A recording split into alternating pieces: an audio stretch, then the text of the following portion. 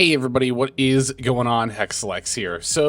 About today's selection pack video, normally I obviously like to cover all of the new URs that are coming in from the pack, and I even go so far as to wake up a couple of hours early so I can get the video out before I have to go to work. However, today Konami is like well over an hour late with the update, and it's not looking like I'm going to be able to review all of the new cards before I have to leave. I did, however, review the 5 that were initially revealed with the pack, so I'm going to share that with you. Sorry I wasn't able to give you the full update for the pack, but hopefully this will still be helpful to you in some way. I just wanted to make sure this video still got out at the regular time as opposed to, you know, uploading one later in the day. Sorry again about this, just a lot of weirdness again with the update dropping super late. Anyway, thanks for watching and hope you enjoy. Pumpking, the Great Ghost King, is a rank 6 zombie monster that is the boss monster of the new Call of the Haunted based deck. Obviously intended to be based on Bones' deck from Duelist Kingdom, which used Pumpking, the King of Ghosts, this being the Xyz version of that. So it's got a couple of different ways to advance your strategy. Not only does it search for Call of the Haunted or related cards upon being summoned, but its effective bounce cards could also in theory be used on Call of the Haunted to be able to reuse it as well.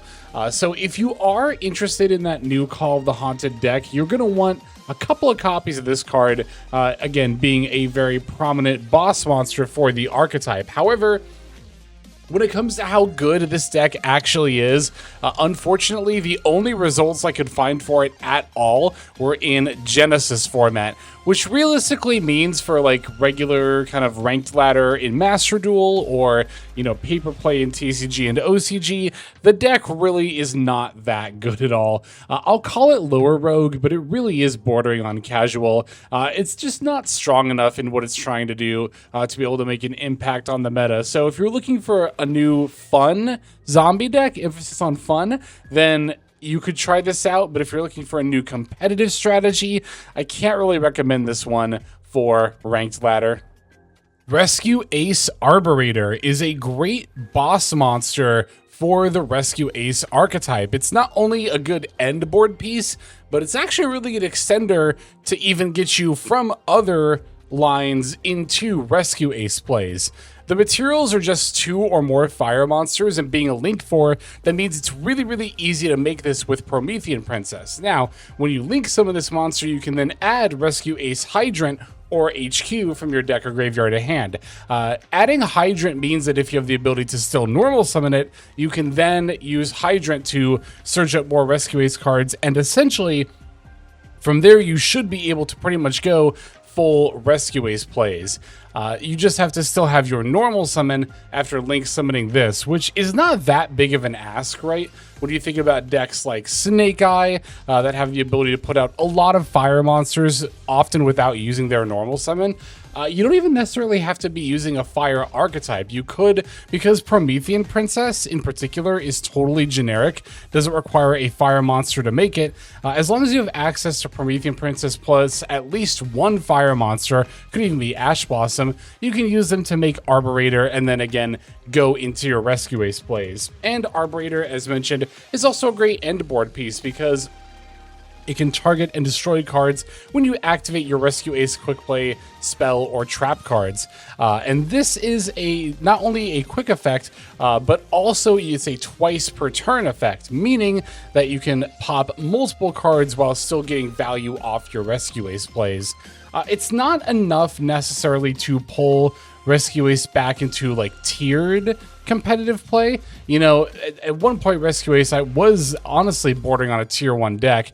Nowadays I would call it upper rogue, and even with the addition of Arborator and this other follow-up support, I'd still probably call it upper rogue. That said, I really do think that this is a fantastic tool for the deck. Again, not only as an end board piece, but as an extender, and in both its roles, it does a lot in order to keep Rescue Ace a lot more relevant in the current meta. Even if you're just playing a pure Rescue Ace strategy, it's so much better to end on this than like Ambla Whale or Salamangreat Pyro Phoenix. Like, this just feels a lot better to have on your end board than cards like that. Rex Ride for Hire is a new piece of support for the For Hire archetype, and it's a pretty solid one at that.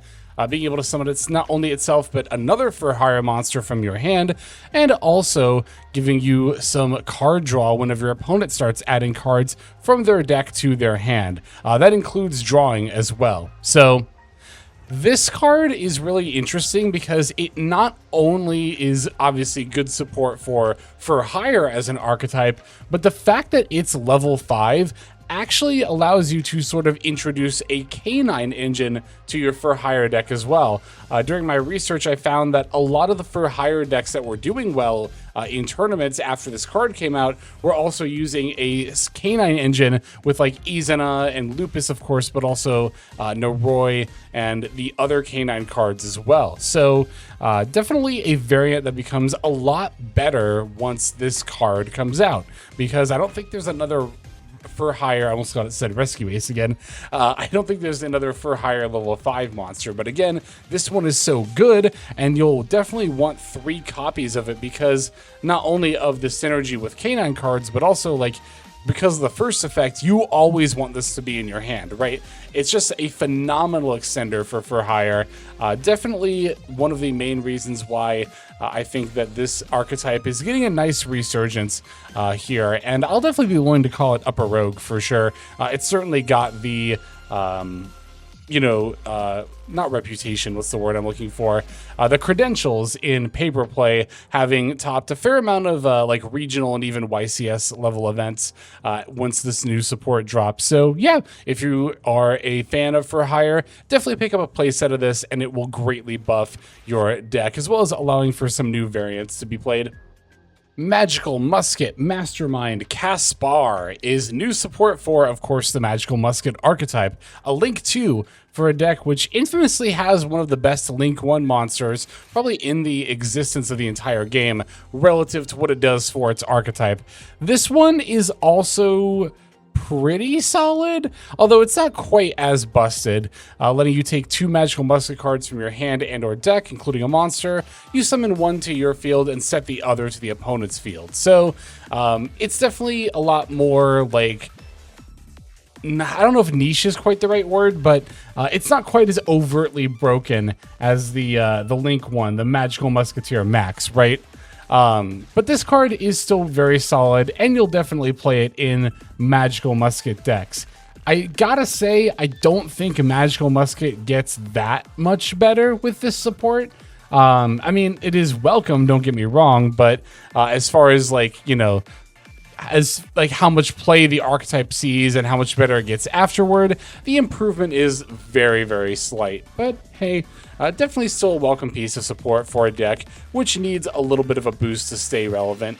I'm willing to call it Upper Rogue? I don't know, because the only real results I could find were from very small OCG tournaments, but it's definitely better than nothing. I mean, it's better than, like, you know, the Call of the Haunted deck, so yeah, I'll call it Upper Rogue. I think that's fine, yeah.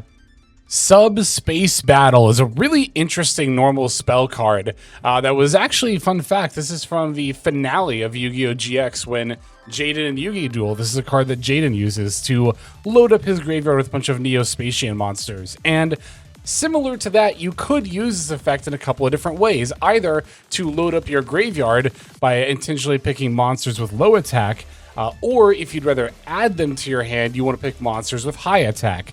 So the thing is, though, no matter what you pick and no matter whether it goes to your hand or the graveyard, the monsters you reveal for Subspace Battle cannot activate their effects during this turn. However, there are still some monsters you can make use of without actually activating their effects. The big one that comes to mind is actually Enacraft. So you can use Subspace Battle to reveal your high attack Enacraft monsters like a Torimar and the other, you know, high level ones, add them to your hand, and then you can actually use one of your smaller Enacraft monsters to then set them. So that's a good example of a case where Subspace Battle could potentially let you add multiple cards and then make use of them. Earth Machine or like Train decks are another good example where you can add some pretty high attack point monsters that don't necessarily need to activate their effects in order to be useful. But this card does, of course, have a lot of drawbacks. First and foremost, again, obviously, you can't just dump or add anything. You can't activate those cards' effects. But moreover, you are also allowing your opponent to potentially add cards from their deck to hand as well. And in certain matchups, this could even be, a pretty bad thing for you. Like, for example, Enacraft already has such a bad matchup against Mitsurugi, but once Mitsurugi starts revealing, like, Murakumo, now all of a sudden, not only can you not add your big Enacraft monsters, but they'll get destroyed as well. And you're also giving your opponent more cards to work with. So, it's a pretty risky card. It can only really be useful in a certain subsect of decks. But within those decks, you could, in theory, try, any number of copies from 1 to 3. I'll say 2 to 3 because it's a consistency buffer. So if you are going to play this, you probably will want at least 2, if not a full playset. But again, user beware of the risk. And really, again, there are only a certain handful of decks that could even actually make use of this. Hey everybody, Hexlex here. Thank you so very much for watching all the way to the very end of the video, which by the way is one of the best ways to support the channel. Speaking of supporting the channel, take a look at the names on screen. These are folks who have been so generous as to either join as a YouTube member or subscribe over on patreon.com/Hexlex to support. There's also perks for doing so.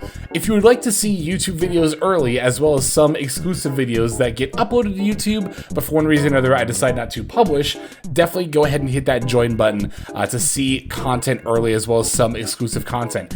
If you're looking for more exclusive content, over on patreon.com, I upload exclusive videos that are not posted on YouTube just about every single day. Whether you choose to subscribe over on Patreon, join as a YouTube member, or simply continue to watch, your support is greatly appreciated. Thank you so very much. But for now, this is Hexlex. I am signing out, and I hope that you have a fantastic day.